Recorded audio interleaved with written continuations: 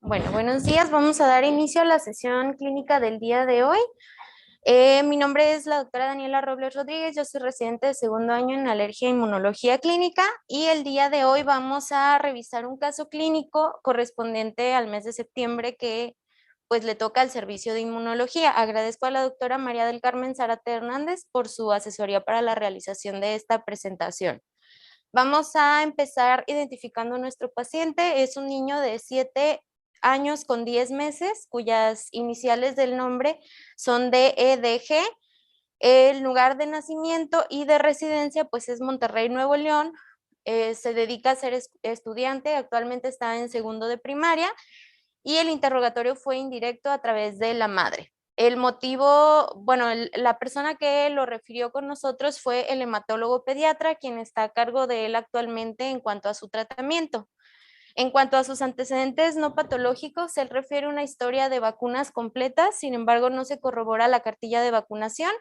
Es un bebé de la gesta 3 por parte de su madre, se obtiene a través de parto, siendo un prematuro tardío, pero con un peso adecuado de 2.8 kilos y 48 centímetros. El egreso fue en binomio, ya que no hubo ninguna complicación ni durante el embarazo ni durante el parto.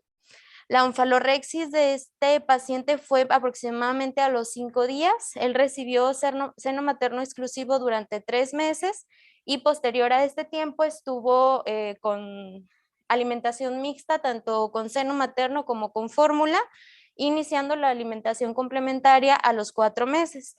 Se refiere en el expediente un adecuado desarrollo psicomotor, además de un tamiz metabólico sin alteraciones, y no se le había realizado ningún tamiz auditivo. Sin embargo, aparentemente pues el niño tenía buena audición.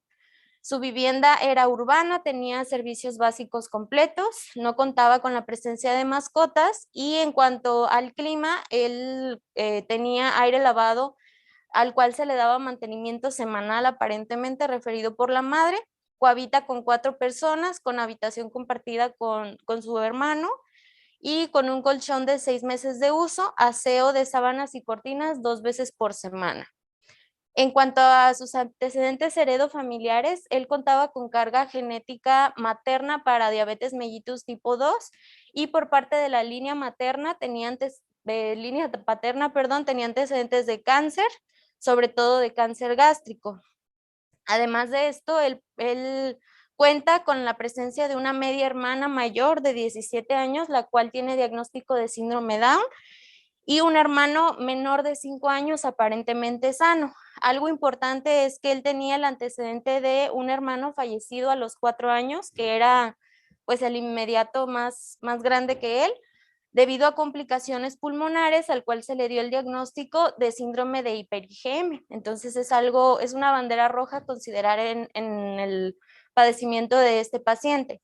En cuanto a sus antecedentes patológicos, él no tenía nada relevante en cuanto a fracturas, transfusiones ni cirugías. Sin embargo, sí había tenido 2 hospitalizaciones. La primera aproximadamente a los 10 meses, duró una semana hospitalizado debido a una gastroenteritis infecciosa con desnutrición asociada también a una infección del tracto urinario, candidiasis oral e incluso un desequilibrio hidroelectrolítico. Asociado a esto, él refería que más o menos una vez por mes refería que presentaba o una infección gastrointestinal o una infección de vías respiratorias y que sí respondían adecuadamente con el tratamiento que le otorgaba tanto los médicos generales como su pediatra. Sin embargo, a los 6 años presenta su segunda hospitalización secundaria a una infección periodontal, la cual se complica con un absceso submandibular. En esta hospitalización fue cuando se hizo el diagnóstico de este paciente.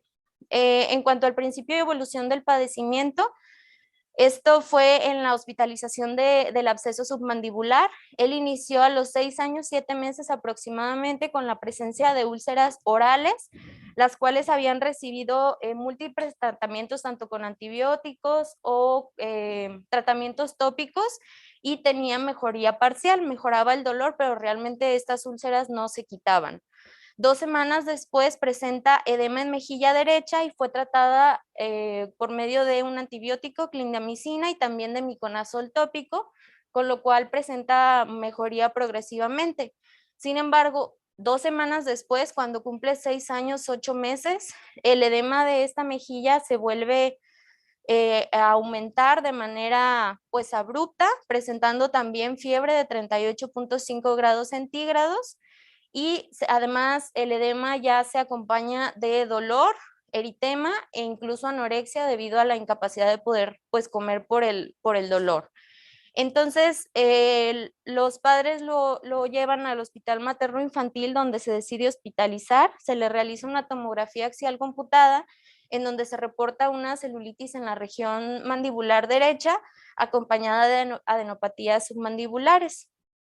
Se da tratamiento intravenoso con ceftriaxona y clindamicina durante 7 días y además se le toman exámenes en donde solo podemos observar pues una anemia que aparentemente era crónica debido a los volúmenes de los eritrocitos, pero ninguna otra alteración relevante. Sin embargo, se encontró una neutropenia de 400 neutrófilos. Entonces, la neutropenia asociada con el antecedente del hermano con diagnóstico de hiper-IgM, se decide iniciar un esquema profiláctico con fluconazol y trimetoprim sulfametoxazol cada tercer día, además de que se solicitan de manera urgente exámenes de laboratorio, obteniendo un nitroazul de tetrazoilo del 70%, el cual pues tiene buena actividad, se encuentra normal. Sin embargo, al conteo de inmunoglobulina se pudo observar que tanto la A como la G se encontraban bajas, mientras que la inmunoglobulina M se encontraba normal. Y esto también se acompañó de un conteo normal de su población de linfocitos, por lo cual pues se realiza el diagnóstico y a partir del 8 de junio del 2021 se le ha estado administrando inmunoglobulina intravenosa de entre 400 a 800 miligramos por kilo aproximadamente cada mes. Y este es el tratamiento actual que tiene este paciente, el tratamiento con la inmunoglobulina a 1 miligramo kilo dosis cada 28 días en el hospital materno infantil. La última vez que se había administrado al momento que acudió aquí a la consulta con nosotros fue el 7 de agosto de este año, además de su profilaxis con el trimetoprim a dosis pues profiláctica de 5 miligramos kilo día, 3 veces por semana, cada 12 horas. El día que acude aquí con nosotros fue el 22 de agosto, en donde pues él había sido referido por hematología pediátrica, ya con el diagnóstico de un síndrome de hiper-IgM, con historia de infecciones respiratorias y gastrointestinales de repetición, solamente para reevaluar las pautas terapéuticas en base a su patología. En el momento de la consulta, lo único importante que se refería eran evacuaciones disminuidas en consistencia con un Bristol de 7, que no presentaban ni moco ni sangre, por lo que se consideró una gastroenteritis viral leve debido a que no presentaba deshidratación y solamente se indicó racecadotrilo a 10 miligramos cada 8 horas durante 7 días. El paciente no había presentado fiebre. Ya no ha tenido otra consulta con nosotros. Están pendientes recabar pues sus nuevos exámenes de control en el momento en el que la mamá se los tome. En cuanto a la exploración física, pues a la exploración general realmente no presentaba nada relevante, únicamente pues una desnutrición crónica, ya que se encontraba en el percentil .1 para su IMC, para su edad. Y lo pertinente positivo es que presentaba todavía una periodontitis con bastantes piezas dentales afectadas y también una hepatoesplenomegalia de 3 centímetros por debajo del reborde costal. Realmente lo demás pues estaba sin alteraciones. Estos son los últimos exámenes de laboratorio que se tienen de él, que son del 4 de junio del año pasado, en donde se puede observar pues que la subpoblación de linfocitos realmente se encuentra dentro de rangos normales. De este lado, entre paréntesis, les puse los rangos normales para su edad, tanto en números absolutos como en porcentaje. Entonces, realmente, pues todos están dentro de parámetros normales. Sin embargo, las inmunoglobulinas son las que sí están disminuidas, sobre todo la IgA y la IgM, y la IgG y la IgM por su parte pues está aumentada. De igual manera, estas inmunoglobulinas sí se repitieron el 5 de septiembre de este año, en donde pues nuevamente podemos ver tanto la IgA como la IgG disminuidas y la IgM pues ya se encontraba dentro de valores normales. Esta es la citometría de flujo en el diagrama de puntos, en donde pues la subpoblación de linfocitos se encuentra dentro de los valores de referencia normales para su edad. Aquí tenemos los CD4, CD8, los linfocitos B, los linfocitos NK, incluso los monocitos neutrófilos linfocitos en valores normales. Y por parte de las células T vírgenes también se encontraban dentro de valores normales, con un rango de referencia del 53 al 86% y él presentaba 74%. Y en cuanto a las células T de memoria, ella tenía un valor de referencia de 9 a 26% para su edad y él contaba con 24%, lo que nos indica que pues su función de las células T estaba preservada. En cuanto a la subpoblación de los linfocitos B, las subdivisiones, las únicas que se ven afectadas son estas que no tienen cambio de isotipo, que en este caso serían las CD27 positivas, y las que sí tienen cambio de isotipo también están disminuidas en un 0.1%. De este lado tenemos los valores de referencia normales. De igual manera, las células B transicionales, si bien el porcentaje está dentro de los valores normales, el valor absoluto sí está disminuido. Y esta pues fue el análisis que se hizo de acuerdo al CD40 ligando, que es pues la alteración genética más frecuente que se ve en este tipo de pacientes, en donde se hizo el conteo en células sin activación y con activación con PMA e ionomicina, que son marcadores que se utilizan en las células para inducir su activación. Pues estas son especificaciones de la manera en cómo se hizo el estudio. Sin embargo, aquí en los histogramas podemos observar que en la expresión del CD69, que se utiliza como un testigo de activación, es decir, para saber que la prueba está adecuadamente hecha, pues sí hay una estimulación de las células posterior a la activación, que sería la línea azul. Sin embargo, aquí en pues este es el testigo, entonces estos valores son normales. Aquí en la expresión del CD40 ligando, también hay tanto expresión antes de la activación como después de la activación. En cuanto a los resultados de la mamá, porque como vamos a ver durante el transcurso de la clase, se debe de hacer asesoramiento genético para el resto de la familia para poder encontrar si las mujeres de la familia sobre todo son portadoras de esta alteración. Entonces, aquí en la mamá, en el control de activación, podemos ver que pues está adecuadamente hecho el estudio. Y aquí en la expresión del CD40L, al parecer la paciente tiene tanto células que no presentan activación como células que sí presentan activación. Entonces, esto quiere decir que la mamá es portadora de la alteración de este gen. En cuanto a la hermana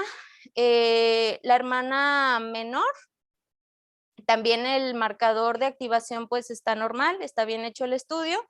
Y aquí a comparación de la mamá, pues no hay activación del CD40L, por lo que pues también se considera portadora. Y de igual manera la media hermana mayor, que también es portadora. Perdón.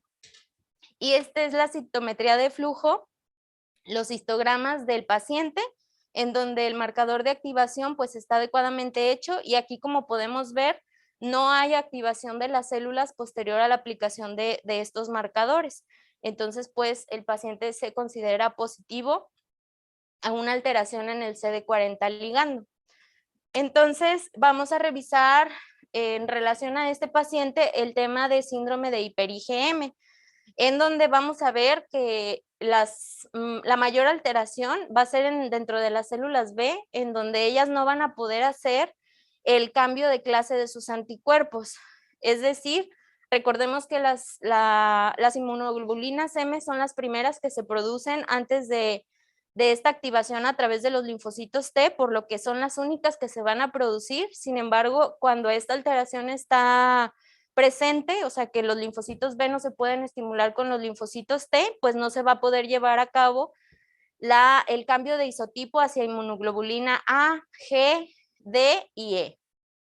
y esto va a predisponer a los pacientes a varias infecciones. Esta enfermedad fue descrita por primera vez en 1961 por Rosen y colaboradores. Sin embargo, fue hasta 1992 donde fue definida molecularmente, en donde ya se hace de manera oficial un reporte de una mutación en el gen que codifica el CD40 ligando.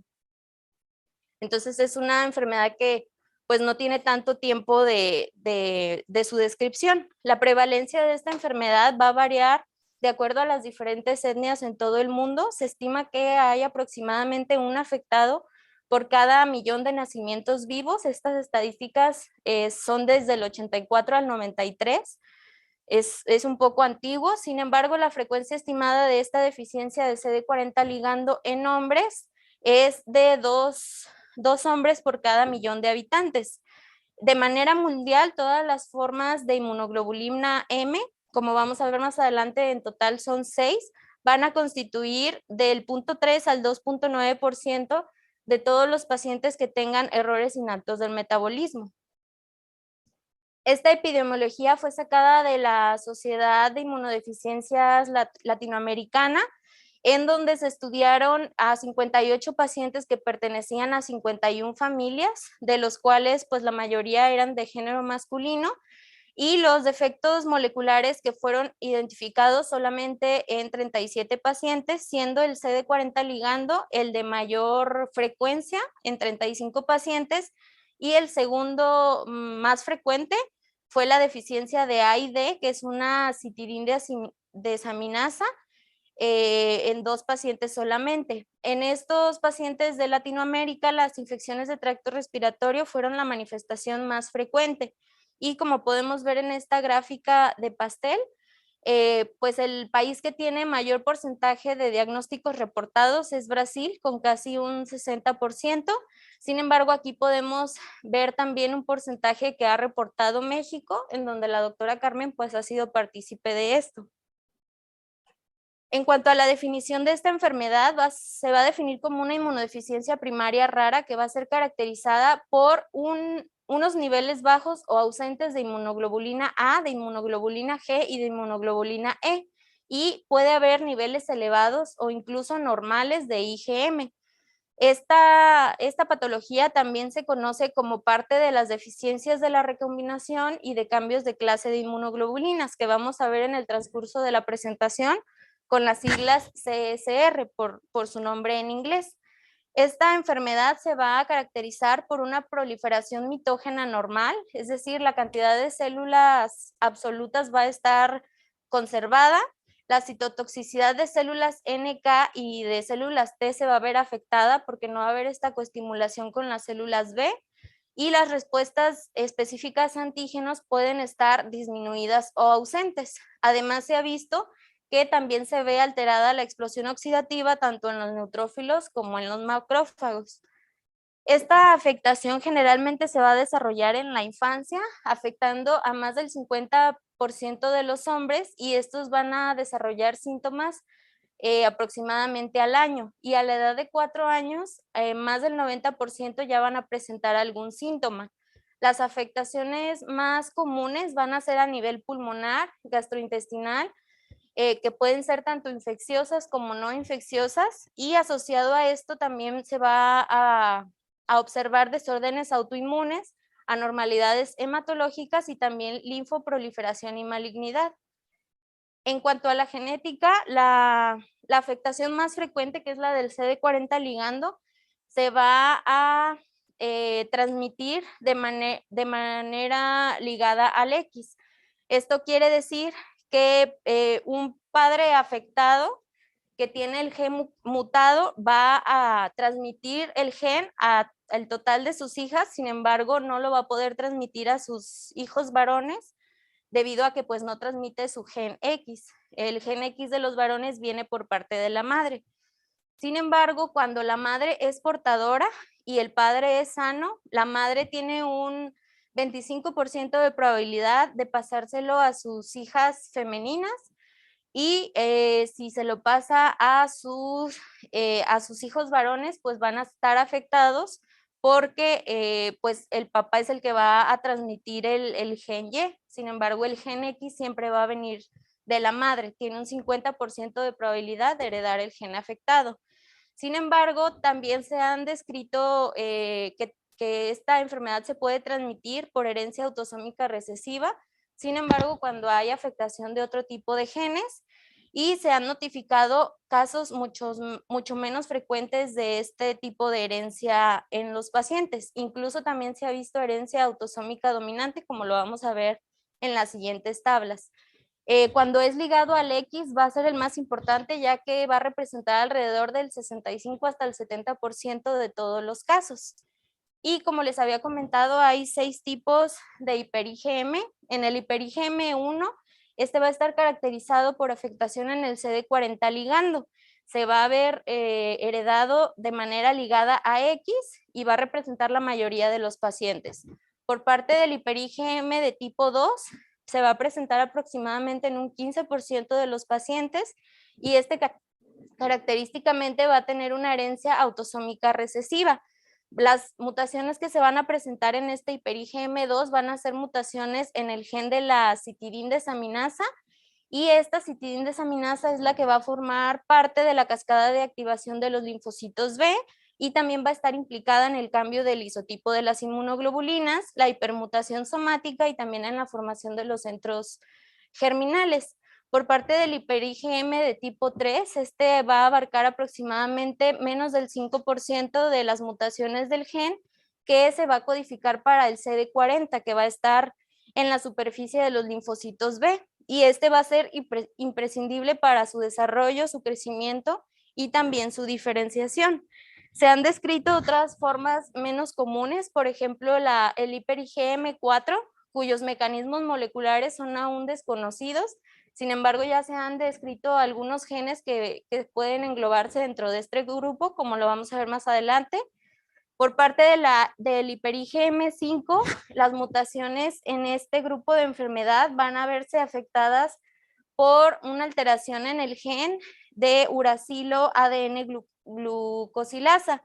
Y este UNG, como lo vamos a ver en la presentación, va a participar junto con la citidina desaminasa para el cambio de isotipo y también para la hipermutación somática de las inmunoglobulinas. Y por último, el hiper-IgM6, este va a verse afectado toda la cascada relacionada con el factor nuclear kappa beta, principalmente en el gen NEMO. Entonces, como este gen se va a ver afectado, no se va a poder desarrollar todo el cambio de isotipo también de las inmunoglobulinas. En esta tabla podemos observar los mecanismos de cada uno de los subtipos del hiper-IgM.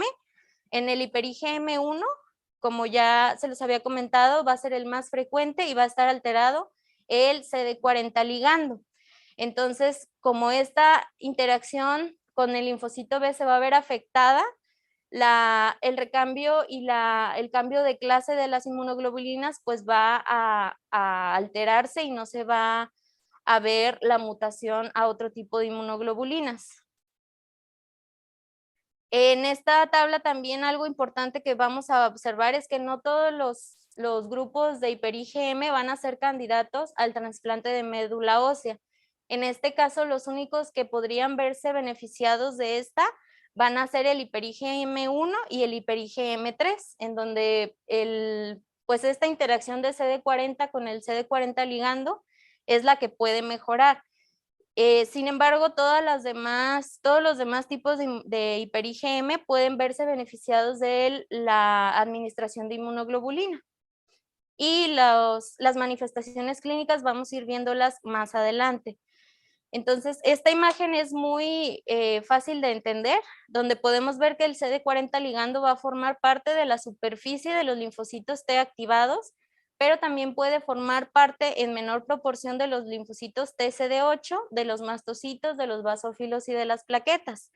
Y este CD40 ligando va a interactuar con el CD40 que va a estar en la superficie del linfocito B y de otras células para poder hacer esa activación y ese cambio de isotipos de la inmunoglobulina M. Cuando estos genes se ven afectados, es cuando va a haber pues, la presentación clínica de los síndromes de hiper-IgM, tanto 1 como 3. Y las demás afectaciones genéticas pues van a interferir en el desarrollo y en la activación propia del linfocito B, que va a impedir que se desarrollen los otros isotipos de inmunoglobulinas. Entonces aquí podemos observar que el CD40 ligando se va a unir a la molécula CD40 que va a estar expresada en linfocitos B, también en macrófagos, células dendríticas y en células epiteliales. Otro tipo de mutación es el factor nuclear kappa beta, que este va a ser un factor fundamental para la proliferación, el cambio de isotipo de la cadena pesada de inmunoglobulina y también la formación de centros germinales. Y los otros genes implicados que se han englobado dentro del grupo de hiper-IgM4 los vamos a ver más adelante. En esta imagen se puede observar pues toda la cantidad de mutaciones que se pueden asociar con el síndrome de hiper-IgM. Todos los factores que tengan la estrella azul son los que se pueden ver afectados tanto en el citoplasma de las células B maduras como en el núcleo y de igual manera en los linfocitos T. El CD40 ligando va a actuar como un factor de crecimiento, inducción y de activación de los linfocitos T. Este se va a expresar en la membrana como un homotrímero. Un homotrímero es una proteína cuyos monómeros son muy parecidos, como podemos ver en esta imagen.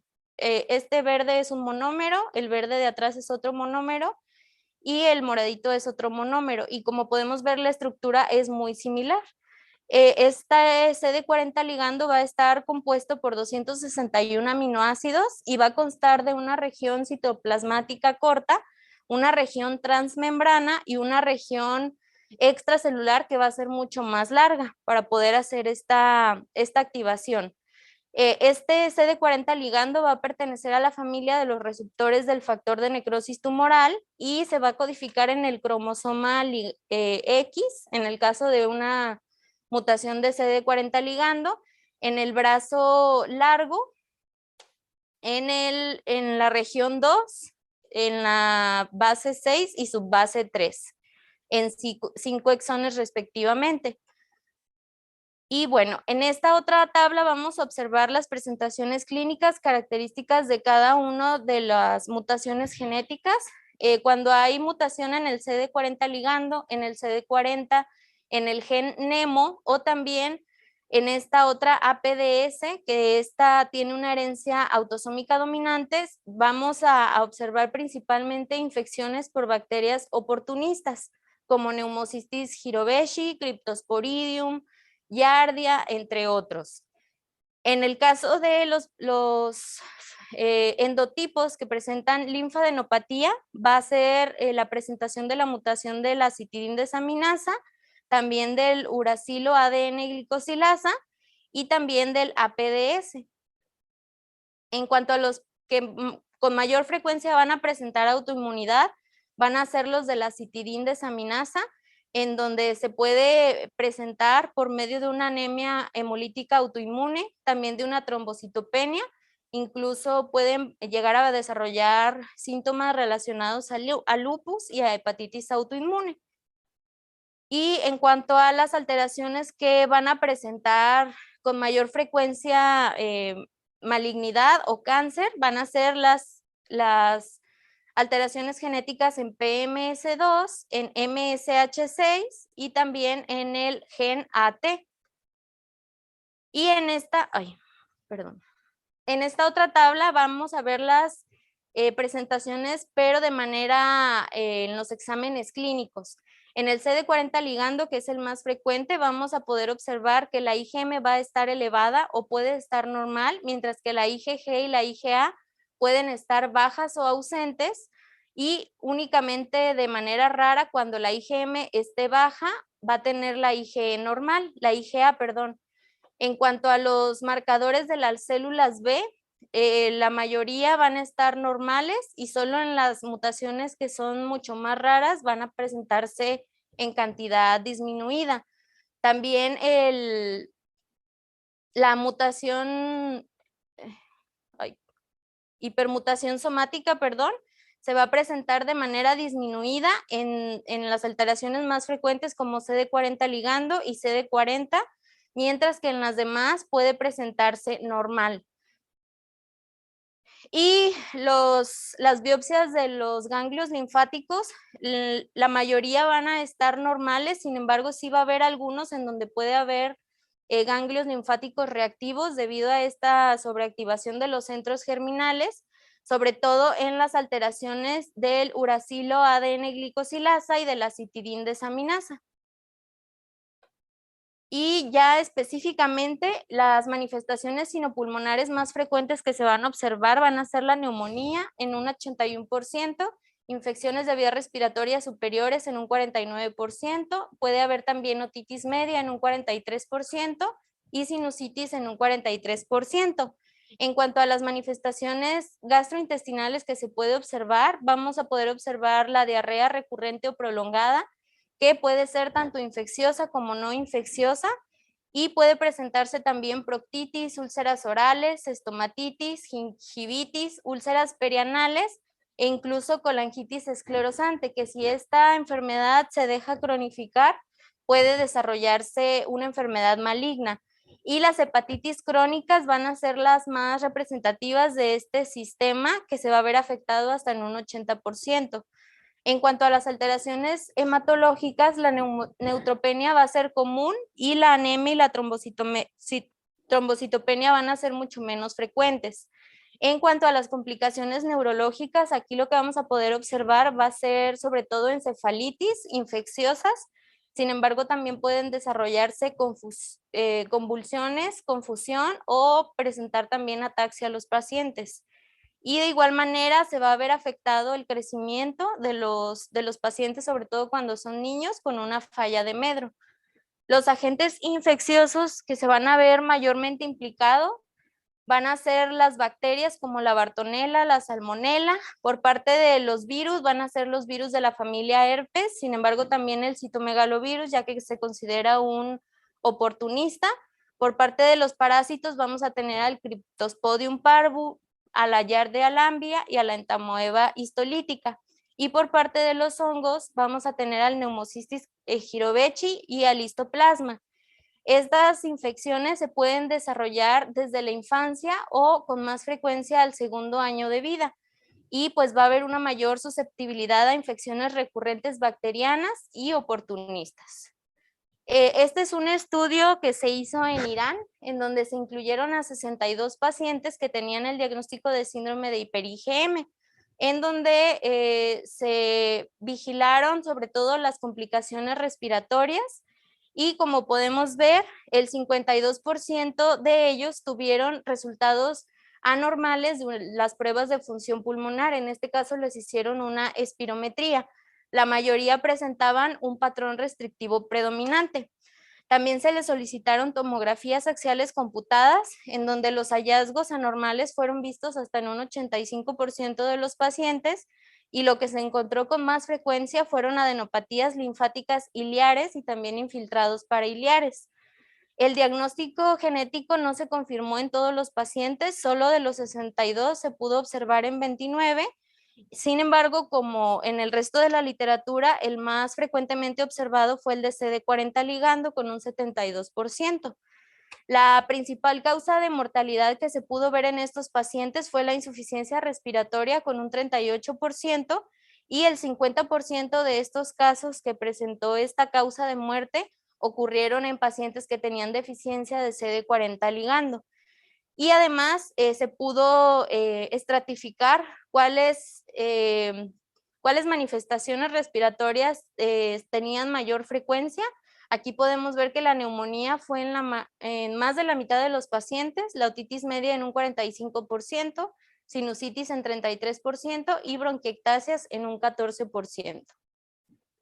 En cuanto a la autoinmunidad que van a presentar estos pacientes, esta va a sugerir el mantenimiento inadecuado de la tolerancia en estos pacientes. Se puede llegar a desarrollar tanto diabetes mellitus, poliartritis, hepatitis autoinmune, anemias hemolíticas, trombocitopenia autoinmune, enfermedad de Crohn o incluso también colitis ulcerativa y también uveitis crónica.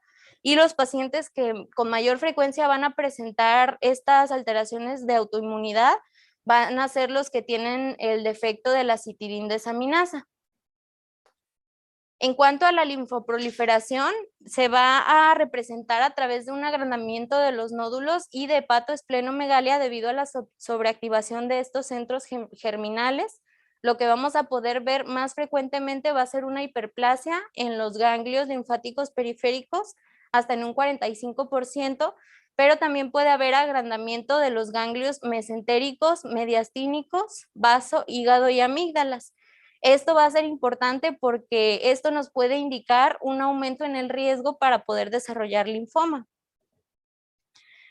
También hay otras manifestaciones que se han descrito en estos pacientes que son mucho menos frecuentes, como la osteopenia, en donde se ha visto que estos pacientes han llegado a desarrollar fracturas espontáneas, sobre todo en las costillas, en las cuales pues no tienen antecedente de trauma, y esto va a deberse a que se ha visto que los pacientes con deficiencia del CD40 ligando van a caracterizarse por tener una menor densidad mineral ósea, y esto va a ser resultado a la osteoclastogénesis y el aumento de la actividad osteoclástica por estas alteraciones celulares. En cuanto al diagnóstico, pues hay varios criterios, sin embargo, tenemos que tomar en cuenta que este debe de sospecharse en cualquier paciente, sobre todo masculino, que presente infecciones oportunistas, sobre todo neumonía por neumocistis, diarrea persistente por Cryptosporidium o infecciones bacterianas recurrentes de tracto tanto superior como inferior, colangitis esclerosante o incluso tumores del conducto biliar. Y esta presentación clínica debe de ir acompañada siempre de manifestaciones en los exámenes de laboratorio, como lo puede ser las concentraciones séricas ausentes o bajas tanto de IgG como de IgA, concentraciones séricas normales o elevadas de hiper-IgM, y además una distribución y número normal de la subpoblación de los linfocitos y una proliferación normal de las células T en respuesta a los mitógenos. También se debe de corroborar la disminución de la expresión de esta proteína del CD40 ligando en la superficie de las células. Sin embargo, pues esta, como ya vimos, puede no ser universal, ya que pueden los pacientes presentar otro tipo de alteraciones genéticas. Y pues la manera en que se va a poder observar esta deficiencia del CD40 ligando va a ser a través de una prueba genética molecular. En estas imágenes se puede observar las implicaciones de una aspergilosis broncopulmonar en un paciente con hiper-IgM, y aquí cómo se desarrolló este aspergillus en los cultivos. Y este es un paciente que tenía una infección crónica por Isospora belli, y podemos ver cómo pues el paciente está caquéctico completamente. Para el diagnóstico clínico también tenemos otros criterios que los marca la Sociedad Europea de Inmunodeficiencias, que de igual manera pues son las manifestaciones clínicas caracterizadas por mayor susceptibilidad a infecciones, desregulación inmunitaria, que en este caso van a ser las manifestaciones tanto autoinmunes, inflamatorias, incluso malignas, la presencia de citopenias, y también muy importante, si tenemos un miembro familiar afectado, pues es algo que tenemos que tomar mucho en cuenta. Y además todas las alteraciones laboratoriales que ya hemos visto, y en estos criterios también se sugiere excluir otras causas de hipogamaglobulinemia, como lo pueden ser defectos en la reparación del ADN por exclusión de la deficiencia profunda de células T o la ataxia telangiectasia, además de todas las enfermedades pulmonares sindrómicas e inmunodeficiencias combinadas.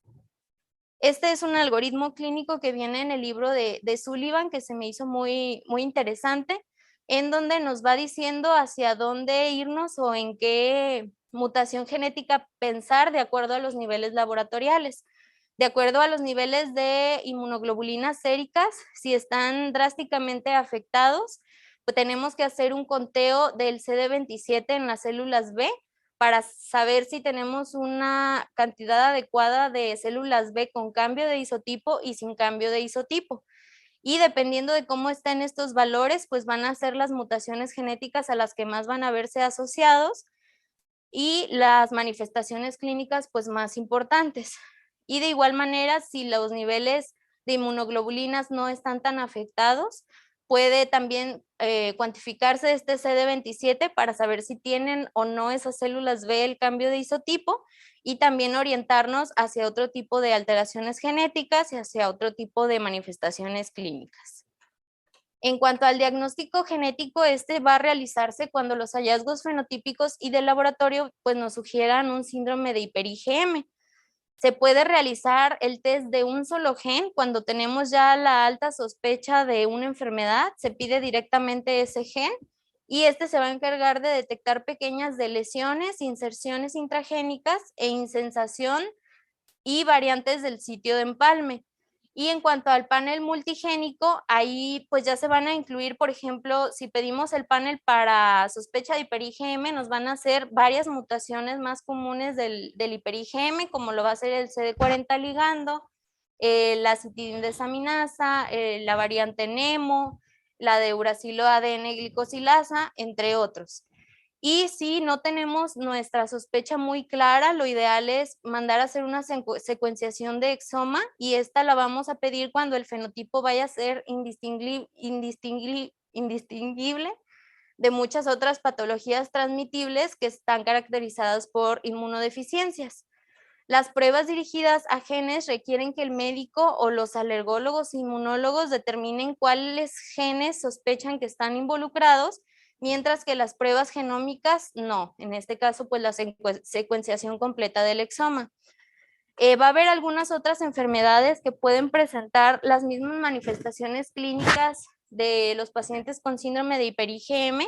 Sin embargo, los hallazgos laboratoriales van a ser muy diferentes.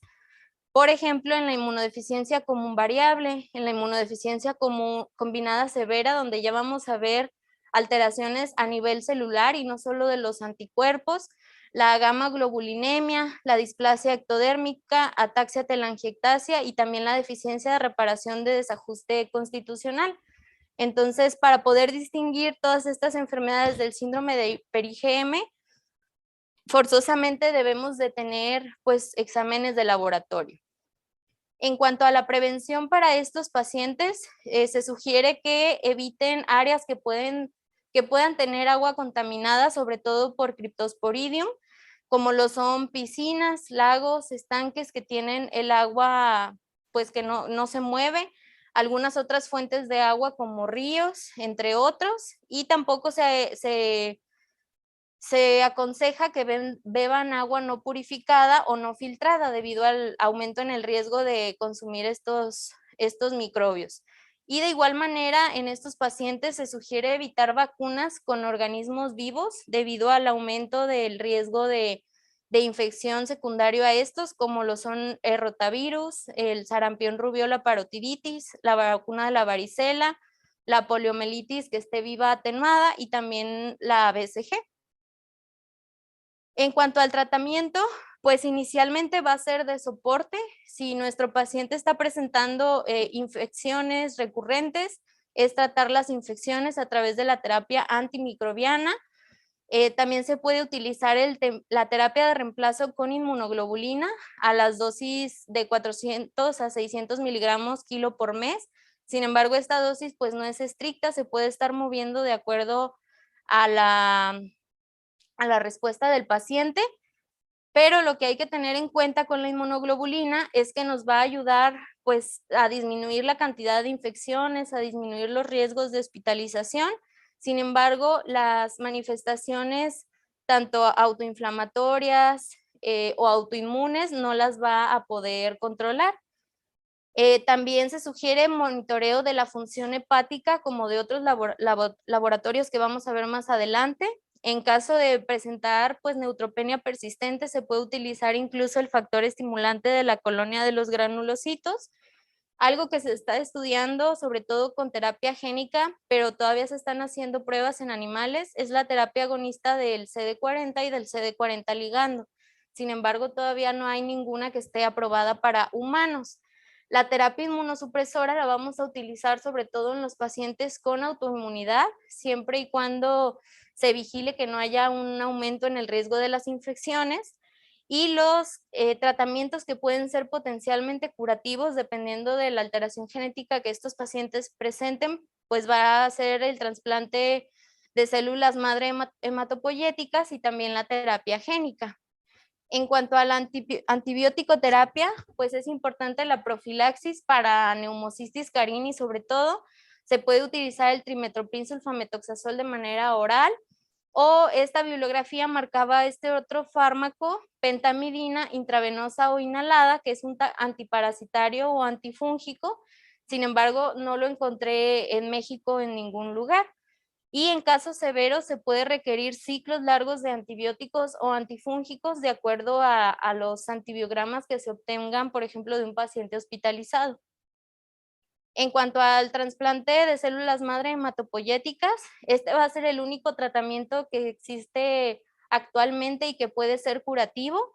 Idealmente se debe de realizar antes de los 10 años para poder evitar que el paciente desarrolle daño a órgano blanco, pero pues es algo que ya nos da un poquito más de esperanza con estos pacientes. Este es un estudio que también se hizo en Arabia, en donde se incluyeron a 6 pacientes que se les realizó trasplante de células madre hematopoyéticas, y la edad media del diagnóstico del síndrome en estos pacientes fue de 13 meses, con un rango de 1 a 28 meses, y de que se hizo el diagnóstico a que se hizo el trasplante fue un promedio de 8.5 meses, con un rango de 1 a 17 meses, en donde la mayoría de los donantes fueron hermanos idénticos en el HLA. Solamente uno de los 6 pacientes, pues no, el donador no fue el hermano. Las tasas de supervivencia de este tratamiento fue del 100% y todos tuvieron una mediana de seguimiento de 54 meses. Solo un paciente desarrolló enfermedad de injerto contra huésped aguda. Sin embargo, todos los demás pacientes sí presentaron una recuperación inmunitaria completa con una expresión positiva de CD40 en las células B, y fue posible descontinuarles el tratamiento con inmunoglobulina venosa. Entonces, lo importante que este artículo nos quiso proporcionar es que sepamos que el trasplante de médula ósea es potencialmente efectivo para curar la enfermedad y que realmente pues tiene muy pocos efectos adversos para los pacientes. En cuanto a la monitorización, que es lo que mencionábamos en la tabla anterior, se sugiere que de manera anual se estén monitorizando tanto la biometría hemática, la subpoblación de linfocitos y las inmunoglobulinas, sobre todo para observar los neutrófilos, y las pruebas de función pulmonar también se sugieren de manera anual después de los 7 años. Incluso las pruebas de función hepática pueden hacerse con un poco de mayor frecuencia cada 6 meses, y si llegamos a observar alguna alteración, se puede incluso considerar hacer exámenes de imagen como un ultrasonido. También debemos de hacer tamizaje con PCR en heces para patógenos entéricos, como por ejemplo el Cryptosporidium, y se debe de estar vigilando el crecimiento de los niños. En esta tabla, pues es más o menos lo que decía anteriormente. Sin embargo, aquí lo que nos agregan es que estemos monitorizando los niveles de CD40 ligando en pacientes que ya están trasplantados para poder saber cómo pues están progresando estos pacientes. El pronóstico, solamente el 20% se estima que sobreviven a los 25 años. La causa principal de muerte que se ha observado en estos pacientes es la neumonía, pero también pueden fallecer debido a una encefalitis, sobre todo infecciosa, o a presencia de malignidad. Otros pacientes también se pudo ver que murieron debido a insuficiencia hepática secundaria a una colangitis esclerosante o cirrosis. Y ya para terminar, si bien el síndrome de hiper-IgM es una enfermedad con baja frecuencia, su incidencia real no es bien conocida. En esta enfermedad, el diagnóstico molecular va a ser necesario y muy importante tanto para el manejo clínico del paciente como para el adecuado consejo genético, porque como ya vimos, cada mutación genética pues va a tener su patrón de herencia específico y también sus diferentes manifestaciones clínicas. Los diferentes tipos de hiper-IgM van a tener diferentes pronósticos, teniendo que el hiper-IgM1 y el hiper-IgM3 son inmunológica y clínicamente similares con un curso clínico más severo que el hiper-IgM2, por ejemplo, o el 4 o el 5. Y desde el punto de vista terapéutico, el trasplante de médula ósea puede ser considerado en el déficit del CD40 ligando y no cuando va a haber un efecto de otro tipo de moléculas, siendo potencialmente curativo para estos pacientes. Eso sería todo de mi parte. Gracias por su atención.